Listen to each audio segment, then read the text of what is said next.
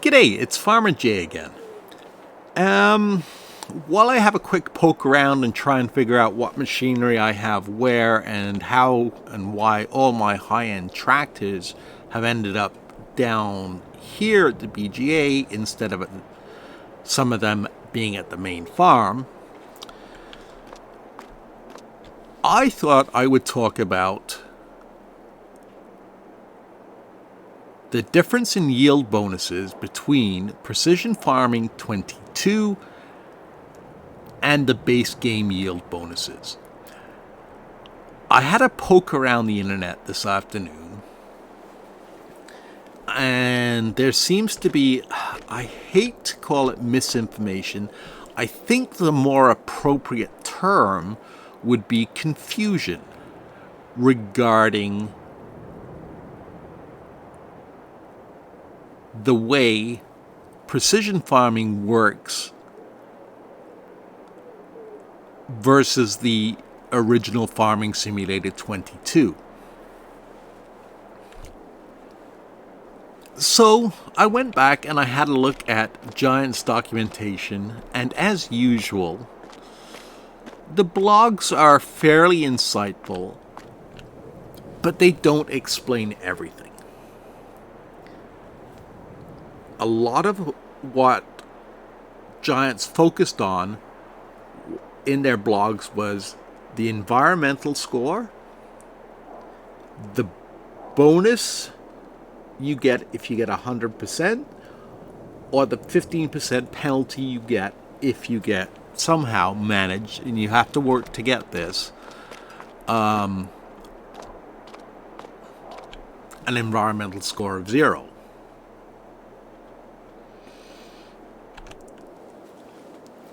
And a lot of the information in the Giants blog regarding Farming Simulator 22's precision farming references Farming Simulator 19's version. And I think that's exactly where the confusion comes from. You didn't have an environmental score or a yield bonus or penalty in Precision Farming Simulator 19. Sure, you had some of the base game features. You had soil sampling, soil types, economic analysis and yield maps,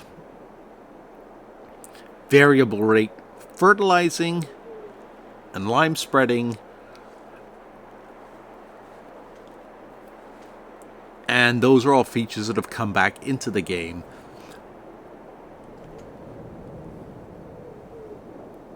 But the way they have been implemented this time around, the whole goal is to get you to farm in an environmentally sustainable way.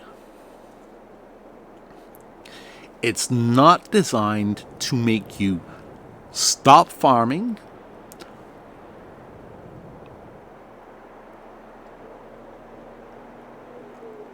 the way you used to farm, essentially. It's designed to change the way you do it so that you do it more environmentally friendly. And as a bonus for being environmentally friendly, you get a yield bonus. That yield bonus is on top of the yield bonus you get from your base game yield bonus. Make sense so far? For example, and if you watched my other video, you'll know that this confused me for a little bit too. Plowing. If you read the literature on plowing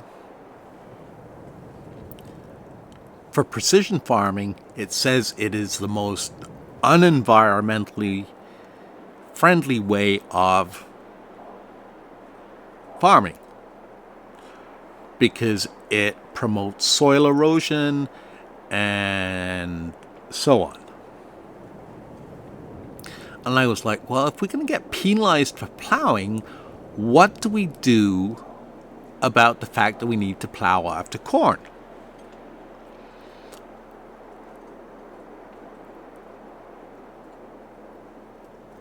And I was watching somebody else's video.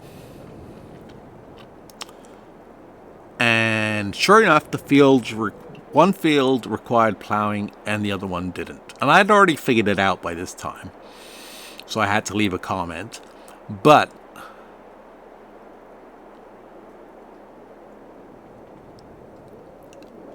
from the base game perspective, you still have to plow, so if a field requires plowing, so you don't lose your 15% plowing bonus from the base game.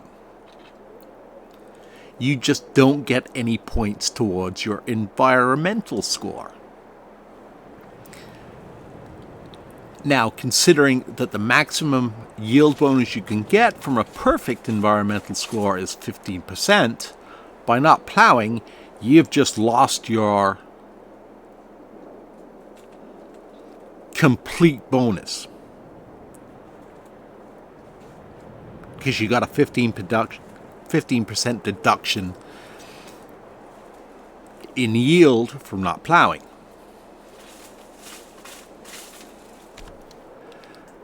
And I'm going to go into this kind of information in a lot more detail in other videos. I am afraid I'm not going to try and sum up what is Precision Farming 22 versus the base game. I'm not going to try and sum it up in half an hour or an hour. There is so much detail to it that it's going to need quite a bit of attention to detail.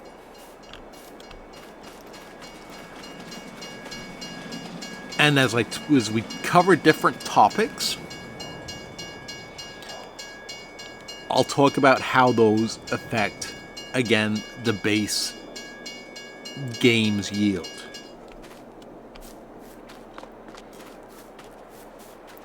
Think of it this way, to put it simply. You still need, and we'll look at this field as an example. Damn it, I don't have the mod installed because I can't use mods, so I can't show you. But think of it this way.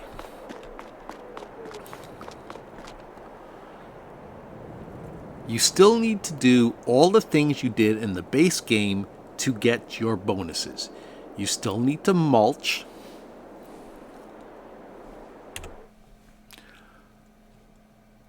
You still need to plow if the field requires plowing. You still need to fertilize. You still need to spread lime. And you still need to take care of weeds. Weeds is another example where this confusion is. You get 10 points towards your environmental score if you don't do anything at all with weeds. However, remember, the base game deducts, I think is it 15 or 20 point yield bonus if you don't take care of your weeds. So again,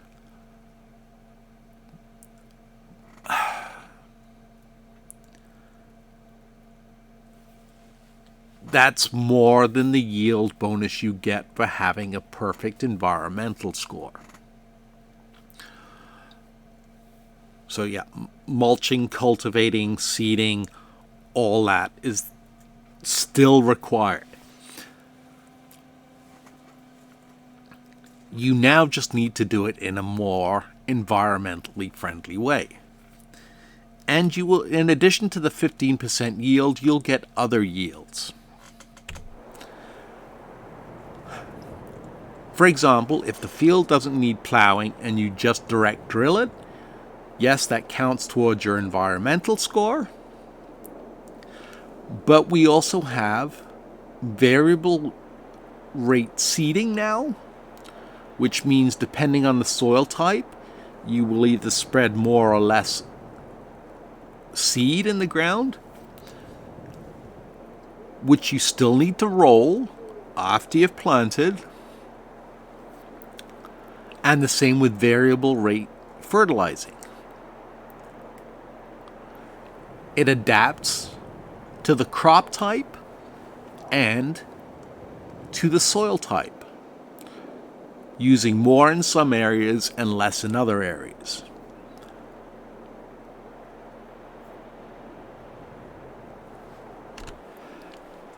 The big difference with precision farming is the way you apply that fertilizer.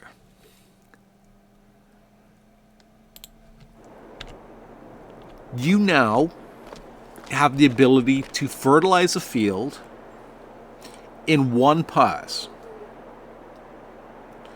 because the game calculates, or precision farming calculates the soil type and the necessary nitrogen for that soil type. And we touched briefly on that on the other game. So here, and the crop type, I should have said, sorry. So here we have silty clay, and we're growing canola. Canola with silty clay requires 160 kilograms a hectare of fertilizer total to be applied. So when you come along with your tractor and your sensor, and it also works with the seeder will know what you're planting and what soil type. So if you're using a seeder that does fertilizer and seed at the same time, it'll put down the right amount of each. So you shouldn't have to fertilize again. But anyway, so you come along with your fertilizer spreader, and the sensor picks up, okay, here we are. We know the crop's canola. It requires 160 kilograms a hectare of fertilizer or nitrogen, but we're only at 10 points right now. If you look at the bottom right of the screen, it'll show you that.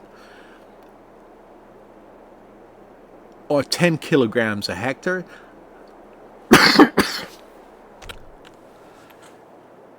Therefore, sorry about the cough, but therefore, the fertilizers, the computer goes, since it's got 10 and it needs 160, 150 is the difference, so I'm going to apply 150 kilograms of nitrogen or fertilizer per hectare to bring the nitrogen level up to the optimal level for canola in silty clay.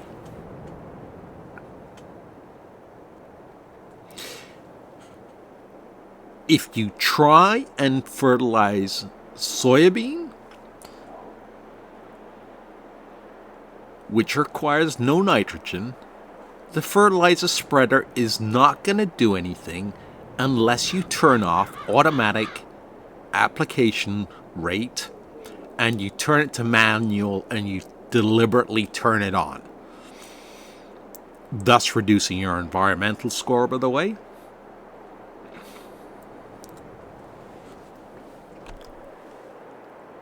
So in essence, you're not wasting fertilizer on a field that doesn't require it, like we had to do in the base game. We had to fertilize soybean just like we had to do any other crop.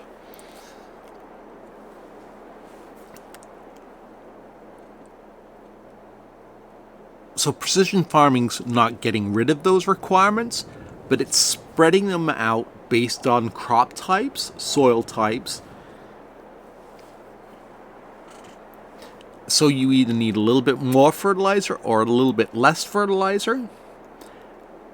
Thus, by doing it properly, you can save money. Now you don't need to fertilize twice at a random level. You only need to fertilize once and it'll apply the right amount. Some crops will be cheaper, and some crops will cost you nothing, just like soybean.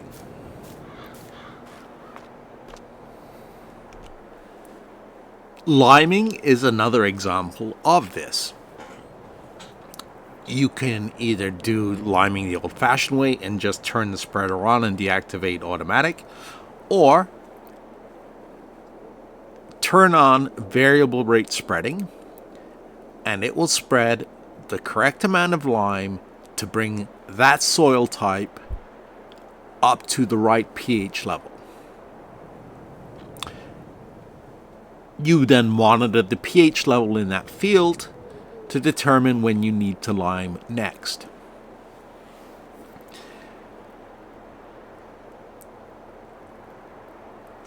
In Farming Simulator 19, after I harvested, I always limed. Just that way, I always had the perfect amount of lime, because after each harvest, it decreased. So let's say anything below 6 was bad. So when I did it, spread the lime, it would bring it up to, let's say, 6.5 pH. The next one down would be 6.25, and then 6%, there's your 3 technically, and then it would go below the acceptable thresholds. The reason I limed all the time was to keep it at that 6.5, to keep my fields at that theoretical, and that's a theoretical number. It varies again, field to field, soil type to soil type. But I would keep it, just like fertilizing, I would try and keep it at that optimal level to maximize my yield each harvest. I wasn't losing any money by doing it that way, because it only had to bring it back up from 6.25 to 6.5 instead of going all the way from 6 to 6.5. So at the end of the day, it all worked out in the wash. Except, like I said, my yield bonus stayed high because of doing it that way. So hopefully that makes sense and explains where some of the confusion you may be experiencing yourself or may have seen is coming from. The yield bonus in precision farming is a new feature that's designed to give you an incentive to be environmentally friendly, but it does not replace the original yield bonuses or penalties.